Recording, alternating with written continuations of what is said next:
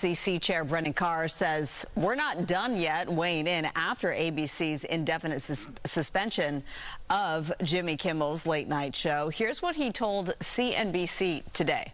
Again, we are in the midst of a massive shift in dynamics in the media ecosystem for lots of reasons.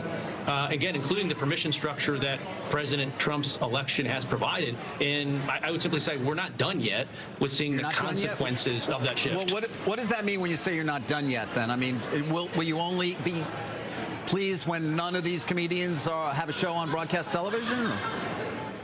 No, again, it's not about any particular show or any particular person. It's just we're in the midst of a very disruptive moment right now, and I just frankly expect that we're going to continue to see changes in the media ecosystem. All right, for more on this, let's bring in legal analyst Lou Shapiro. Good to have you. This is a really divisive topic. This has certainly ignited the First Amendment debate and the right for free speech. Lou, does Kimmel's suspension violate that right? So free speech is being thrown around a lot, and I think it's important that we clarify for all the viewers that free speech really has to do with the government. The government is not allowed to restrict our free speech. That has to do with protesting, religious liberties. But if it's a private employer-employee relationship, then there is no technical free speech. An employer can fire someone for cursing in the workforce or saying something that is inappropriate, that violates the code of conduct. And that's what ABC is saying in this situation, that we are a private employer of Jimmy Kimmel. We have every right to fire him for whatever reason.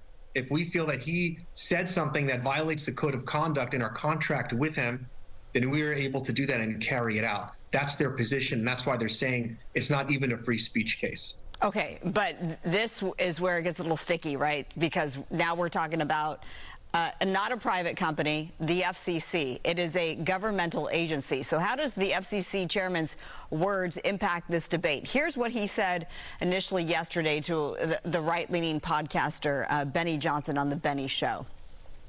What people don't understand is that the broadcasters, and you've gotten this right, are entirely different than people that use other forms of communication. They have a license granted by us at the FCC, and that comes with it an obligation to operate in the public interest. I mean, look, we can do this the easy way or the hard way.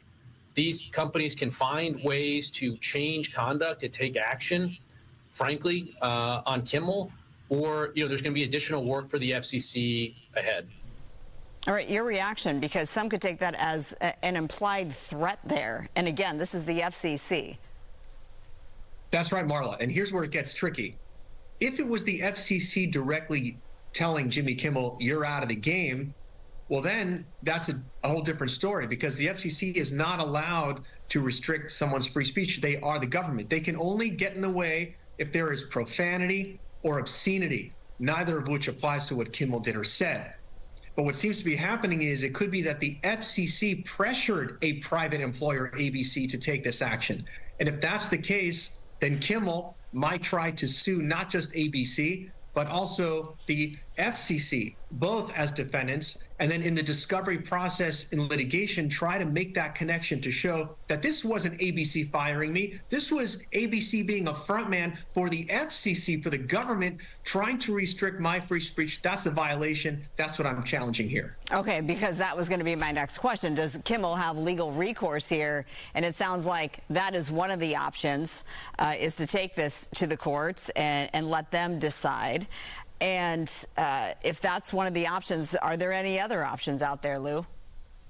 So he's basically has to decide if he's going to sit this out and let the public basically fight this fight for him and maybe get him reinstated. Maybe he goes to a different station.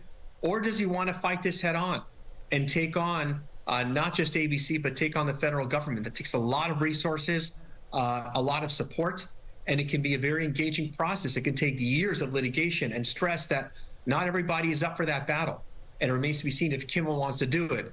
But an interesting point I'll share that a fellow attorney colleague of mine, Nagin Yamini, said, if Charlie Kirk was still alive, this was a man who stood for conversation, engaging in interaction. Is this what he would have wanted to have happened to Jimmy Kimmel in light of what he stood for? Very interesting point. Yeah, that is an interesting point, because Charlie Kirk's whole platform, one of his lines was prove me wrong. And he wanted to have that debate with somebody who he didn't necessarily agree with. He wanted to hear that voice, elevate that voice. Okay, we appreciate your perspective, of course, legal analyst Lou Shapiro. Thanks so much. Always enjoying with you, Marla.